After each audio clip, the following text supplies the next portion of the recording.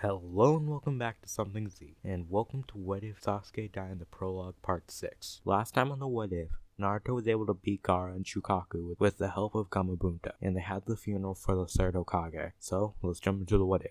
So it's days after the funeral, and the elders are looking for someone to step up and become the next Hokage, in which they ask Jiraiya, but he declines and offers Tsunade for the position. And when they accept, he asks if he can bring a certain yellow-haired genin, and when he offers to go on a trip with Naruto originally declines the offer, but Jiraiya tricks him into going by promising to make him stronger. Then Naruto quickly runs to his house to get ready, and during the trip, Sakura will do some training of her own, but I'll get more into that later. So we skip to when they are at another town looking for Tsunade, and Naruto is at their hotel room, and Jiraiya is off doing his own thing. And after some time, Naruto hears a knock on his door, and when he opens the door, he sees a tall man in a black coat with red marks on them. But the thing that stuck out to him most was the man's eyes. It was a familiar red. It was the Sharingan. So based on looks alone, that this was the guy that Sasuke was talking about. So without thinking, he uncovers the Sharingan and summons Gamasu. And when Naruto uncovered his Sharingan, Itachi was taken aback a bit, since he didn't know that someone had the Sharingan the same way that Kakashi did. But then he believes that Naruto must have killed his brother in order to get the Sharingan. So he looked into Naruto's eyes instantly, and he goes to the same place he put Kakashi not that long ago. And instead of just completely torturing him, he does more of an interrogation of what happened to his brother. And he eventually learns what happened on the Naruto bridge.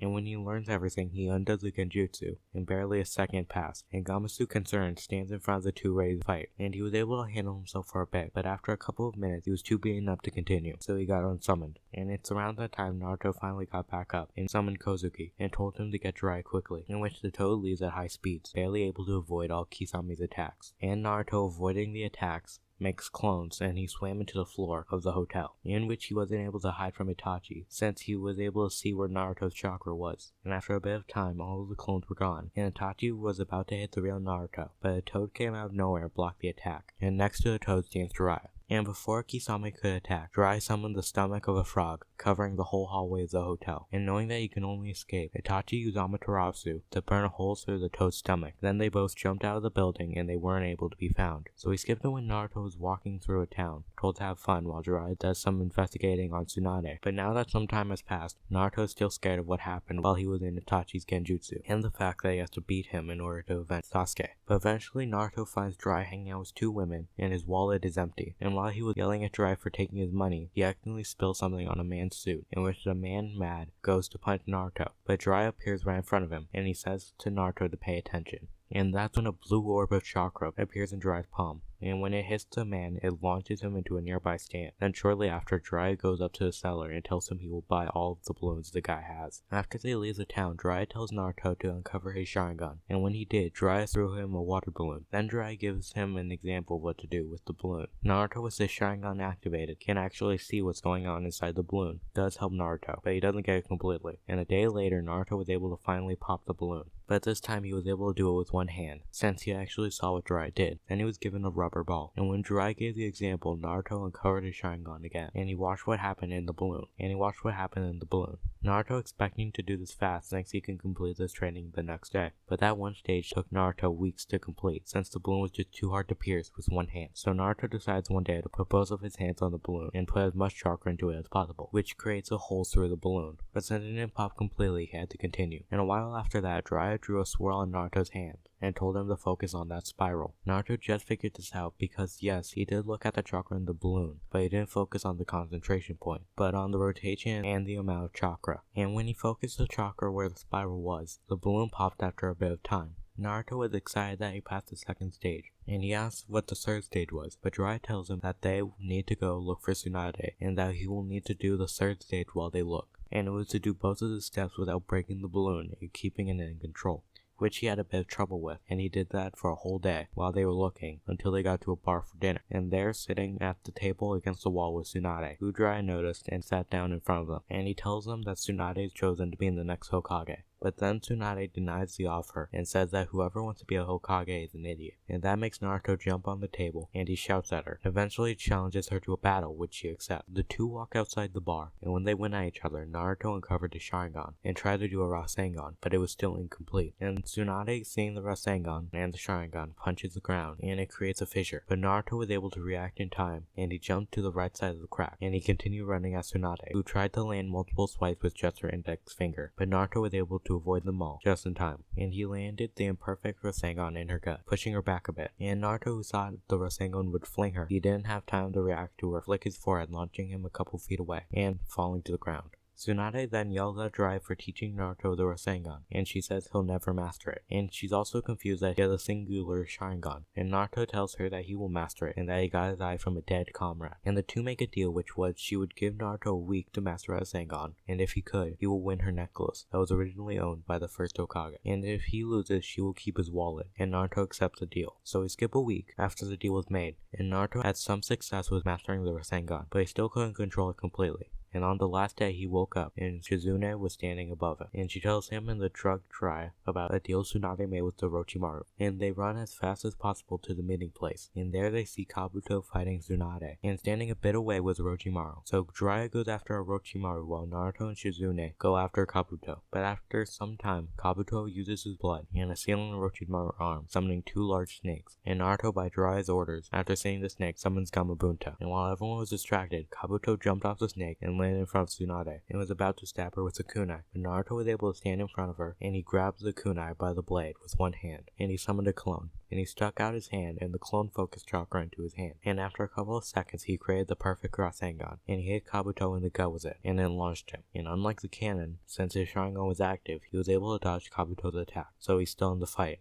Orochimaru, seeing the kitty let go, beat his assistant, goes to attack him by launching the giant snake he's riding, but he gets stopped by Gamabunta slicing the neck of the snake, killing it. And Kabuto was able to get back up after being launched, and he jumped to where Orochimaru was, and he did another summoning. And after Tsunade sees what's going on, she does a summoning of her own, summoning Katsuyu, and Kabuto summons Mondo. And the three Sani fight in their summons, until eventually Orochimaru has to retreat with Kabuto. And once Naruto recovers, they travel back to the Hidden Leaf, so Tsunade can truly accept her new title of the next Hokage. Okay, so now I'll tell you the training Sakura did while Naruto was gone. The training that Sakura did some of the time was just to stare at people training while using the Sharingan, then copying their jutsu and their fighting style. So while Naruto was gone, she was able to learn how to fight kind of like Rock Lee, but she still isn't as strong. And first to second gate, and hiding the water technique from Asuma, demonic illusion tree binding death from Kurenai, and a bit of poison mist jutsu from Kakashi. I'm saying a bit because since it's such a complicated jutsu for her, she can't create a lot, but she still creates enough to fill a room of 20 feet by 20 feet. And days after Naruto comes back, Sakura gets a visit from the Sound Fort, and they tell her to come with them to visit Orochimaru, which she does, and she leaves in the middle of the night.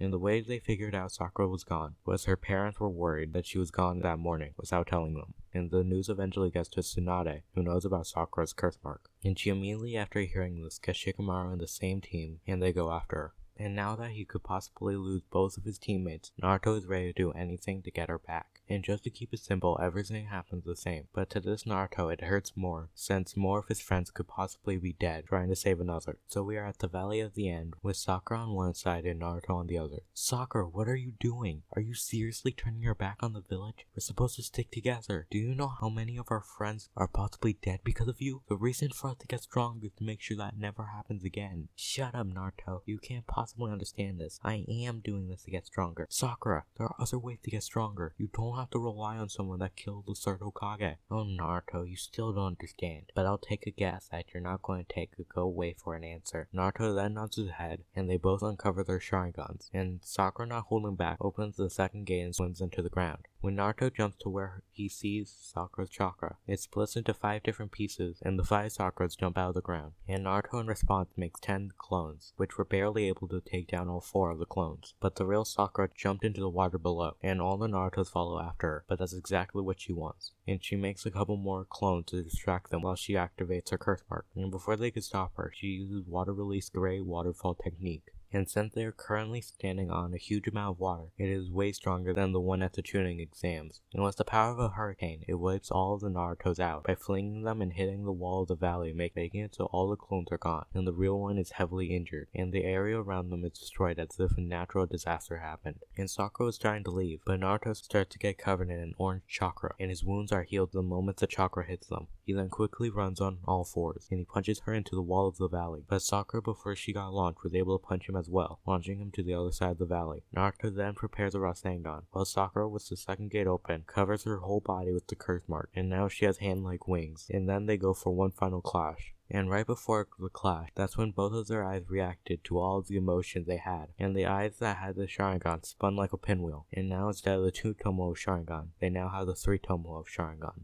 And what Naruto saw was his Rasengan and Sakura's fist collide, and Sakura wasn't strong enough, and she got flung into the wall, and the impact was so strong she was knocked out, and when he looked to see how injured she was, he didn't get a pulse, and she was dead. While what really happened was Sakura was her Sharingan, was able to tell that she was not able to beat Naruto with just her fist, so she looked him straight in the eyes, and created a genjutsu of his greatest fears, which was that he would lose another teammate, and even worse by his own hands. And while he was distracted, she left, and when she was far enough, she dispelled the genjutsu, leaving Naruto alone, and shortly after he passes out when he tries to chase after her since he was too tired from using too much chakra. After the failed mission, it seemed like everyone was still alive, and after a couple of weeks, Jiraiya tells Naruto to go on a 3-year journey with him, which Naruto accepts, because he needs to get stronger more than ever since now he's lost both of his teammates, and he still has to avenge Sasuke. And an hour before he leaves, Naruto is just standing over Sasuke's grave, telling him what he's going to do, and how he's going to save Sakura, and eventually he says goodbye.